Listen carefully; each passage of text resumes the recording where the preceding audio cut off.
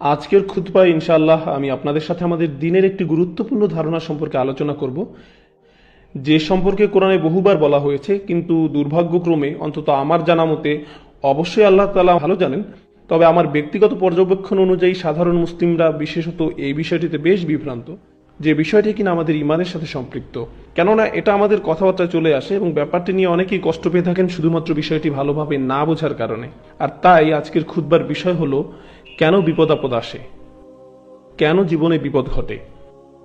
আর আমরা যদি এই বিষয়টিকে আমাদের ইমানের অংশ হিসাবে না দেখি, তখন আমরা অনেক সময় বিপদগ্রস্ত কাউকে এমন কিছু বলে বসি যা কিনা তাকে আরো বেশি কষ্ট দেয়। উদাহরণস্বরূপ, এই তো কিছুদিন আগে আমি কথা বলছিলাম আমার দূর সম্পর্কের এক আত্মীয়ের সাথে। কথা হচ্ছিল আমাদের প্রয়াত দাদিকে নিয়ে। উনি মারা গেছেন, আল্লাহ ওনাকে রহম করুন। মারা যাওয়ার আগে উনি অনেক কষ্ট পেয়েছেন। তো আমাদের পরিবারের এক চাচাতো ভাইয়ের ধারণা হলো, ওনাদের এই মৃত্যু কষ্ট পাওয়ার কারণ উনি যখন অল্প বয়সের ছিলেন তখন কোনো এক চাচি বা কারো একজনের সাথে ভীষণ খারাপ ব্যবহার করতেন, আর সেজন্যই আল্লাহ ওনাকে মৃত্যুর আগে কষ্টের মধ্যে দিয়ে নিয়েছেন। তারা এসব কথা ছলেই বলে, কথায় কথায় বলে ফেলে, কিন্তু আসলে প্রথমত বিষয়টি খুবই বেদনাদায়ক। আর কাউকে নিয়ে এমন কথা বলা কতটা ন্যায়সঙ্গত যে আল্লাহ অমুককে অমুক কারণে কষ্ট দিয়েছেন, বিশেষত এমন কাউকে নিয়ে যিনি ইতিমধ্যে মারা গেছেন। সত্যি বলতে আমি খেয়াল করে দেখলাম আমাদের পারস্পরিক কথাবার্তায় আমরা অহরহই এ ধরনের কথা বলে থাকি একজন আরেকজনকে। জানো কেন তোমার এমন হচ্ছে? কারণ আল্লাহ তোমার প্রতি নারাজ। এমনকি আমি অভিভাবকদেরকেও সন্তানের সাথে এই ধরনের কথা ব্যবহার করতে দেখেছি। জানো তুমি কেন সিঁড়ি থেকে পড়ে গেলে? কারণ কালকে যে তোমাকে আমি নাস্তাটা শেষ করতে বলেছিলাম তুমি করোনি, আর এই জন্যই তুমি ব্যথা পেলে, কারণ তুমি কথা শোনোনি।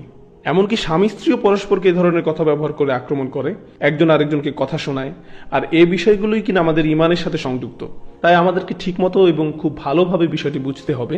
তো আমি যখন বলছি বিপদ আপদ, শুধুমাত্র ছোটখাটো বিপদের কথা বলছি না, আমি ছোট বড় সব ধরনের বিপদ আপদ নিয়েই বলছি। আবার আমি শুধু সেসব ঘটনার কথাও বলছি না যেগুলো আমাদের সাথে ব্যক্তিগতভাবে ঘটে থাকে। কারণ ব্যক্তিগতভাবে যেমন কারো আল্লাহ না করুক হয়তো কারো একটা গাড়ির দুর্ঘটনা ঘটলো, কারো হয়তো একটা দুরারোগ্য ব্যাধি হলো, কারো হয়তো প্রয়োজন পড়লো একটা অস্ত্রোপচারের, কারো হয়তো নিজ পরিবারের কাছের কেউ মারা গেল, কাউকে হয়তো শেষমেশ হাসপাতালে ভর্তি হতে হলো, অথবা কেউ চাকরি হারালো এবং অর্থকষ্টে নিপতিত হলো, অথবা কাউকে বাড়ি ছাড়তে হলো, হয়তো বন্ধক করা ছিল যেটা বাজেয়াপ্ত হয়ে গেছে, এরকম কিছু।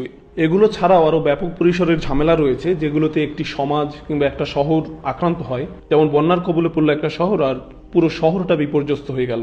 একটা ভূমিকম্প হলো, শত শত হাজার হাজার জীবন বিপর্যস্ত হলো, অথবা দুই জাতির মধ্যে যুদ্ধ শুরু হলো কিংবা গৃহযুদ্ধ শুরু হয়ে গেল।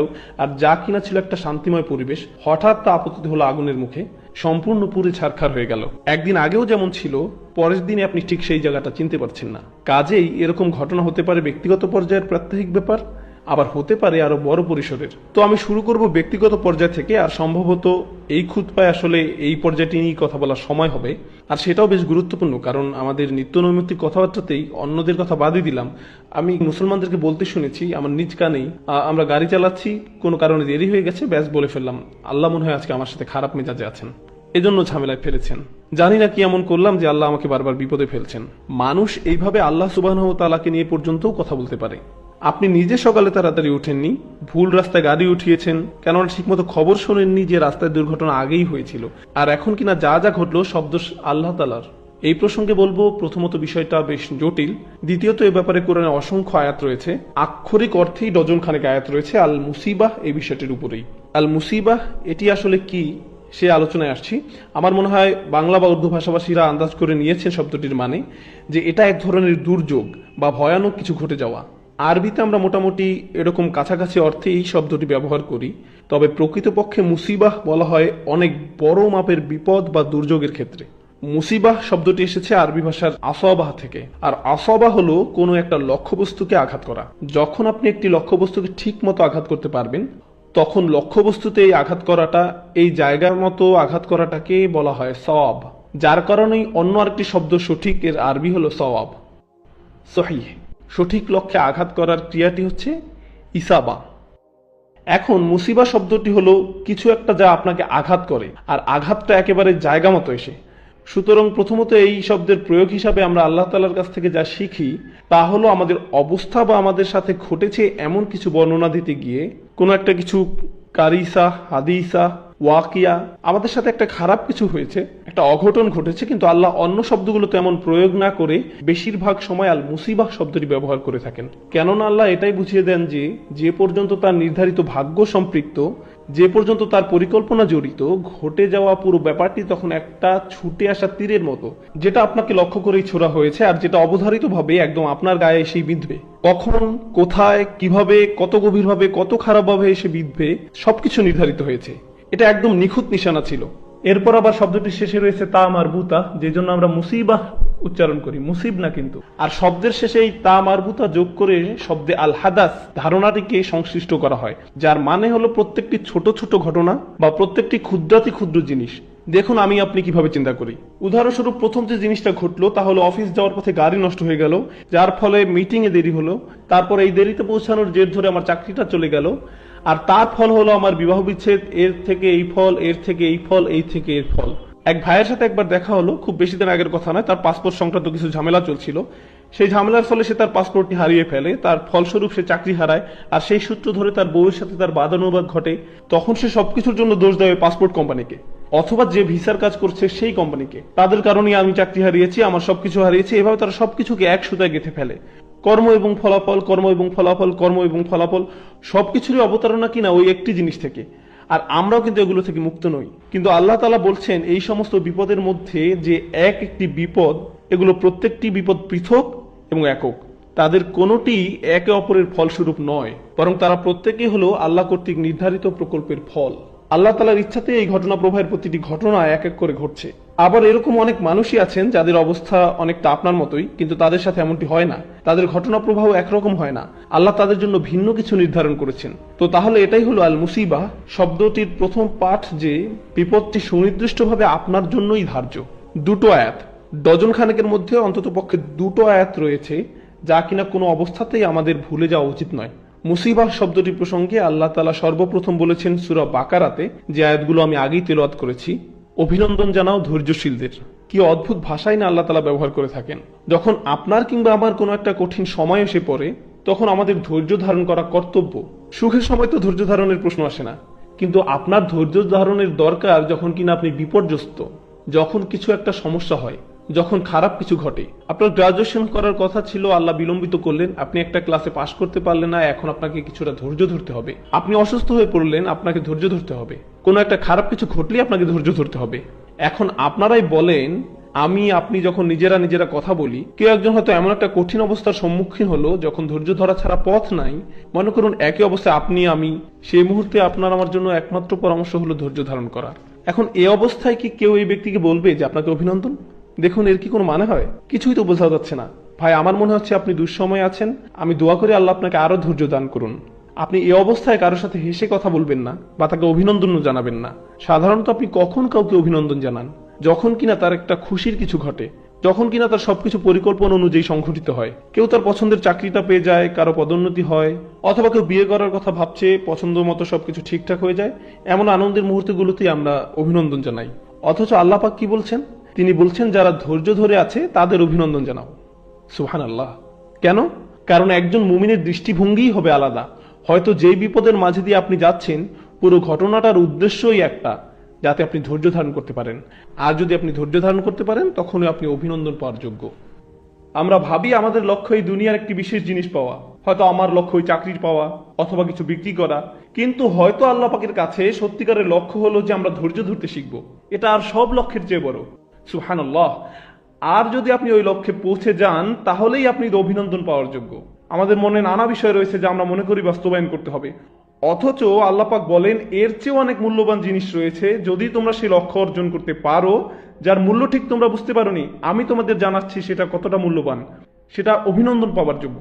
এর মূল্য হলো এটা অভিনন্দন পাওয়ার যোগ্য। এই অভিনন্দন জানানোর পরপরই আল্লাহ পাক বলেন, আল্লাযীনা ইযা আসাবাতহুম মুসিবাতুন ক্বালু ইন্না লিল্লাহি ওয়া ইন্না ইলাইহি রাজিউন। কোন ধৈর্যশীল ব্যক্তিদের জন্য এই অভিনন্দন? যখন একটি নির্দিষ্ট বিপর্যয় তাদের আঘাত করে, যে কথাটি প্রথমেই তাদের মুখে চলে আসে, ক্বালু, তারা বলে। এমনকি ফাকালুও নয়, সুম্মা ক্বালুও নয়। আল্লাহ পাক বলছেন না যে তখন তারা বলে, যদি এটা ঘটে বা যখন ঘটে তখন তারা বলে। বাক্যটিতে কোনো যখন বা তখন নেই। এখানে বলা হয়নি ফাকালু। কেন নেই? কারণ এটা হতে হবে তাৎক্ষণিক জবাব। আমরা ফিজিক্স অথবা মেডিসিন বা বায়োলজিতে পড়ে থাকতে পারি ক্রিয়া প্রতিক্রিয়ার ব্যাপার।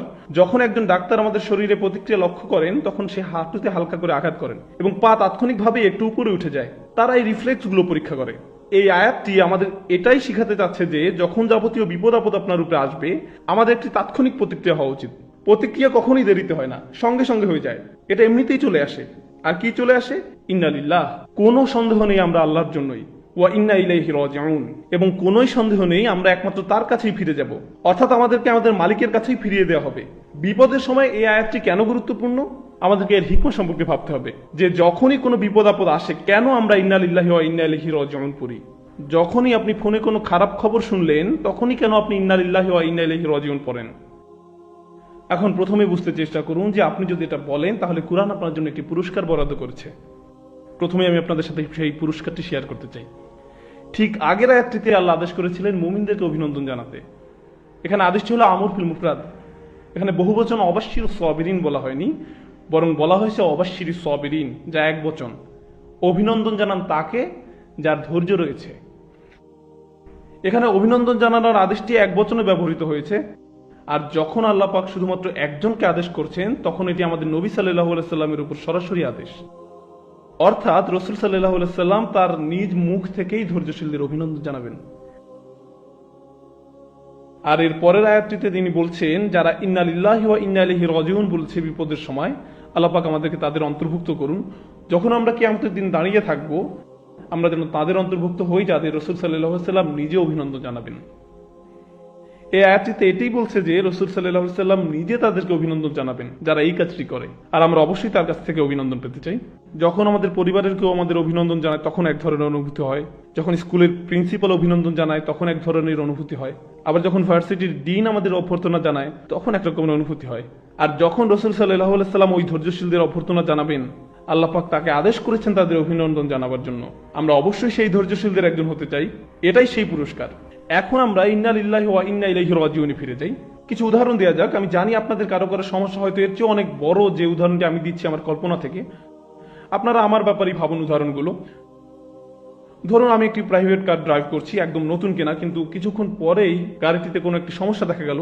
বাধ্য হয়ে গাড়িটি সাইড করে রাস্তার পাশে রাখতে হলো। প্রচন্ড রাগ হলো আমার, অনেকগুলো টাকা দিয়ে গাড়িটা কিনলাম, কিভাবে হতে পারে এমন কিছু, জরুরি একটা কাজ মিস হয়ে যাচ্ছে, এই গরমে জ্যামের মধ্যে আটকে আছি, ওইদিকে এসিটাও ঠিক মতো কাজ করছে না।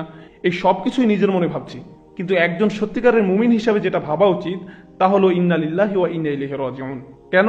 কারণ আমি ভাবছি গাড়িটার উপর আমি বিরক্ত, কারণ আমি এটার মালিক, গাড়িটা আমারই। কিন্তু আমি নিজেকে মনে করিয়ে দিচ্ছি যে আমি কিছুরই মালিক নই, বরং আমি নিজেও অন্য কারো সম্পত্তি। আমি একমাত্র আল্লাহর, তিনিই তো আমার মালিক। কোনো সন্দেহ নেই আমি তারই জন্য। কিভাবে তাহলে আমি অভিযোগ করব কিছুর ব্যাপারে? আমি তো কিছুরই মালিক নই। মানুষ তখনই রেগে যায় যখন সে প্রাপ্য কিছু আশা করে। যখন আমার কিছু পাওয়ার কথা ছিল, যখন আমার ফোন ঠিক মতো কাজ করছে না, গাড়িটা ঠিকভাবে কাজ করছে না, লাইটটা অন হচ্ছে না, যখন প্রাপ্য কিছু আমরা না পাই তখনই আমরা রেগে যাই। অথচ এই আয়াতটিতে আমরা বলি ইন্না লিল্লাহ।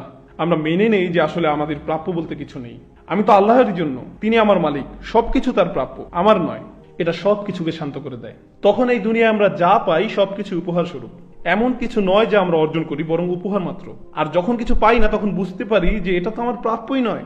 আমরা আমাদের হাতকে খুব স্বাভাবিক কিছু মনে করি, আমাদের চোখকেও তেমনি স্বাভাবিক কিছু মনে করি, আমাদের নাককেও খুব স্বাভাবিক কিছু মনে করি, আমাদের জিহ্বাকে স্বাভাবিক কিছু মনে করি। আমি যে আপনাদের সামনে দাঁড়িয়ে কথা বলছি, আমি যে আপনাদের সাথে কথা বলতে পারছি, এ সব কিছুকে আমরা একদম স্বাভাবিক কিছু বলে মনে করি। কিন্তু এই জিহ্বার মালিক আমি নই।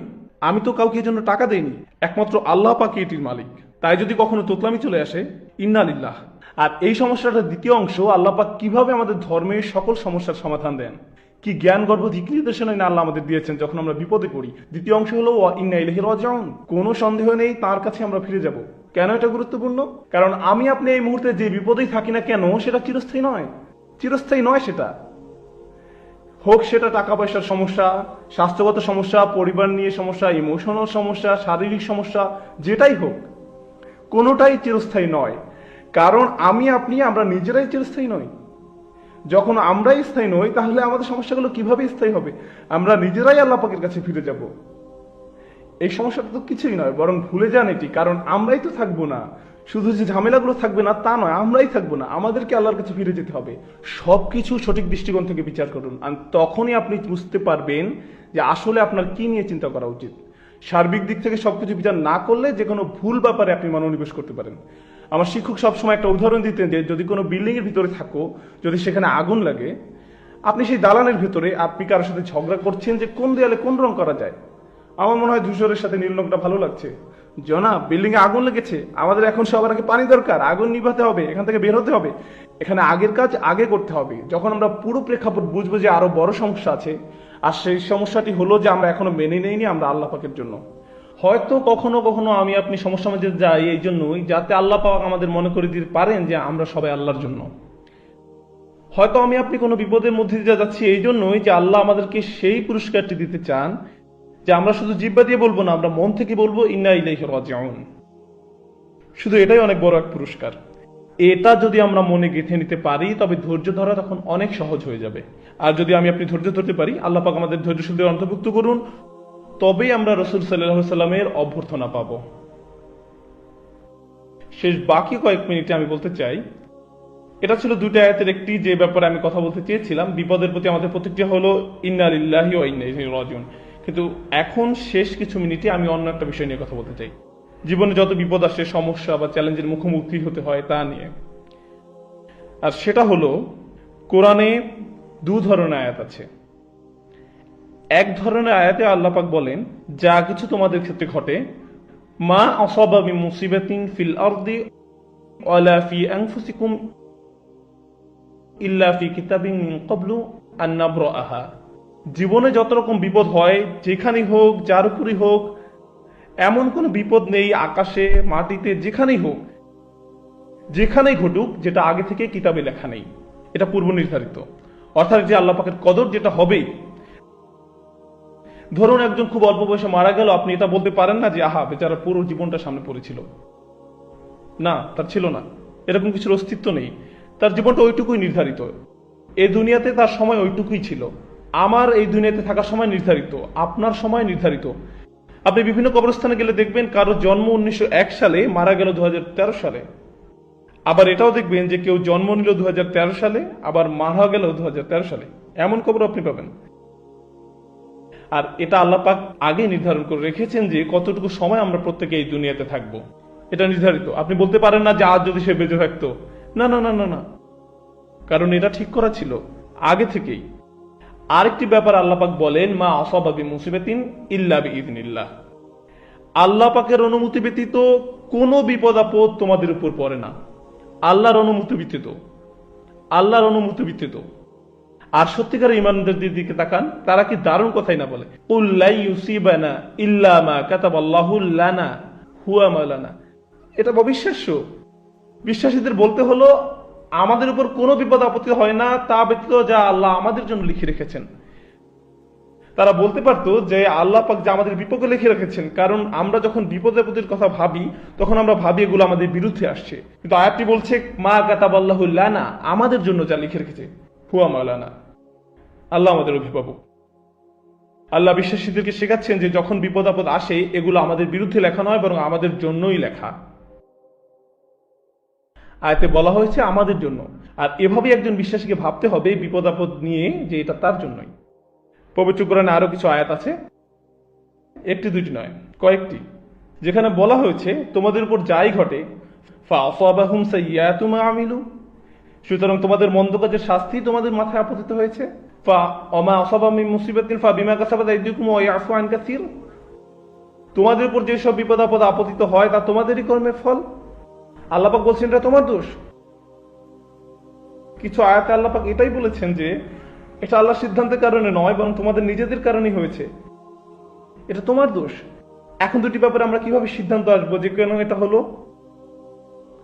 প্রথম যে উপদেশটি আমি দিব যে আল্লাহ পাক কখনই বলেননি কুল, তিনি বলেননি কুল এটা তোমাদেরই দোষ, শুধুমাত্র সূরা আল ইমরানের একটি আয়াত ছাড়া, কুল হুয়া মিন ইনদি আনফুসিকুম। অন্য কথায় আমরা এটা কখনোই কাউকে বলতে পারবো না যে এইরকম কিছু তোমার সাথে হচ্ছে কারণ এটা তোমার দোষ। কেউ ক্যান্সার আক্রান্ত হয়েছে, আপনি বলতে পারবেন না তোমার কারণে হয়েছে, তুমি 5 ওয়াক্ত নামাজ পড়োনি এই জন্য ক্যান্সার হয়েছে, এটা আপনি বলতে পারবেন না। আবার অন্যদিকে ওহুদের যুদ্ধে রাসূল সাল্লাল্লাহু আলাইহি ওয়াসাল্লামকে বলা হয়েছিল তাদের বলো যে এটা তোমাদেরই ভুলের কারণে। যখন বিশ্বাস জিজ্ঞেস করলো কেন এমন হলো, কিভাবে হলো, তাদের বলো তোমাদেরই কারণে। কারণ শুধুমাত্র ওহুদের যুদ্ধের ক্ষেত্রে কি হয়েছিল? বিশ্বাসীরা জয়ের মুখ দেখছিল, তারা জিতে গিয়েছিল, তারা সুবিধাজনক অবস্থানে ছিল আর শত্রুরা পালিয়ে যাচ্ছিল। তখনই কিছু তীরন্দাজ তাদের নির্ধারিত স্থান ফেলে চলে গিয়েছিল, আর এ কারণে যুদ্ধের মোড় ঘুরে গিয়েছিল। এখন আপনারা তো আল্লাহ পাকে দোষ দিতে পারেন না, কারণ আপনারা একটি গুরুত্বপূর্ণ কাজ পালন করেননি, আপনাদের কারণেই এই ক্ষতিটা হয়েছে। এই আয়াত থেকে আমরা এটাই শিখছি যে সবকিছুতে আল্লাহ পাকের দোষ দিলে চলবে না। আপনি স্পিড লিমিট অতিক্রম করে গাড়ি চালিয়েছেন, এরপর দুর্ঘটনায় হলো, তখন আপনি বলবেন না এটা আগে থেকে নির্ধারিত ছিল, আল্লাহ পাকের ইচ্ছায় এটা হয়েছে।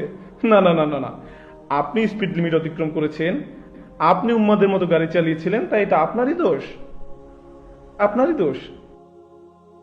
আপনার হয়তো গাড়িতে তেল ভরার কথা ছিল, কিন্তু আপনি বললেন ঘি বা অন্য কিছু, আর আপনার গাড়ি চলছে না, তখন আপনি বললেন ইন্না লিল্লাহি ওয়া ইন্না ইলাইহি রাজিউন, আমি কি করতে পারি? না না, এটা আপনার কর্মেরই ফল, তাই আপনাকেই দায়িত্ব নিতে হবে, আপনাকেই দায়িত্ব নিতে হবে। সবকিছুতে আল্লাহ পাকের দোষ দিলে চলবে না। আপনি নিজে চাকরির জন্য আবেদন করছেন না, সারাদিন বাসায় বসে আছেন, কেন আপনি চাকরি পাচ্ছেন না? আল্লাহ পাক কেন ফেরেশতাকে আপনার কাছে অফার লেটার সহ পাঠাচ্ছেন না?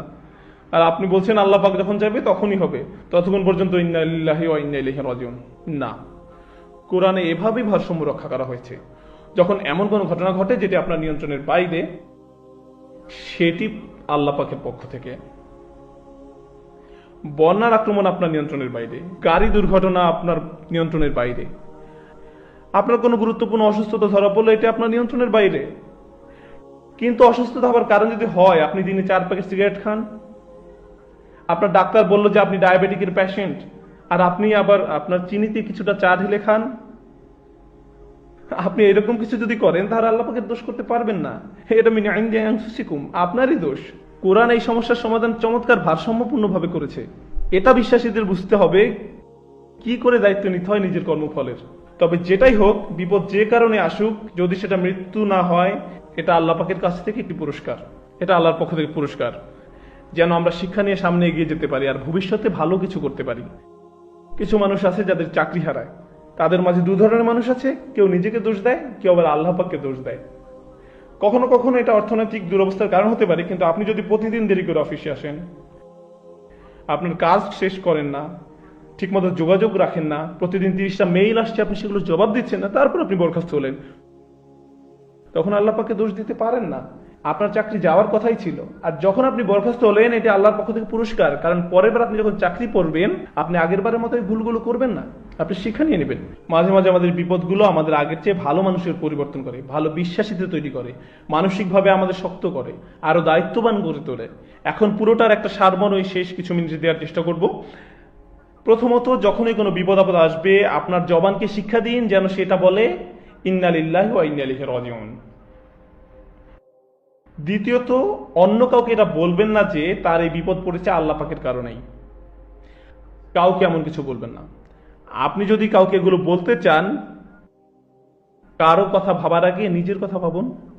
অদৃশ্য থেকে যা হলো, আল্লাহ পাকের কাছ থেকে যা হলো, সে ব্যাপারে আপনি এই সিদ্ধান্তে উপনীত হতে পারেন না যে আল্লাহ এটা কেন করেছেন। আল্লাহ পাক আপনার কাছে ব্যাখ্যা উপস্থাপন করেননি যে কেন তিনি এটা করেছেন, আপনাকে সে অনুমতি দেওয়া হয় নাই। আর আপনার আমাদের নিজেদের জন্য আমাদেরকে এই পার্থক্যটা করতে হবে যে যখন আমাদের নিয়ন্ত্রণ বাইরে কিছু ঘটে, তখন আমরা বলবো ইন্না লিল্লাহি ওয়া ইন্না ইলাইহি রাজিউন।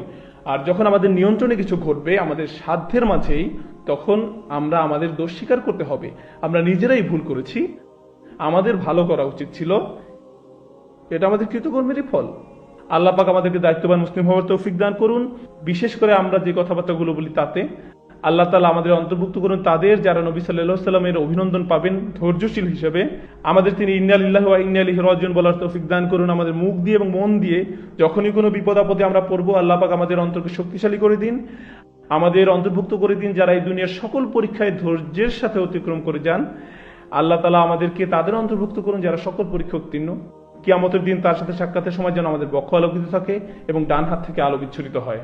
بارك الله لي ولكم في القرآن الحكيم ونفعني وإياكم بالآيات والذكر الحكيم.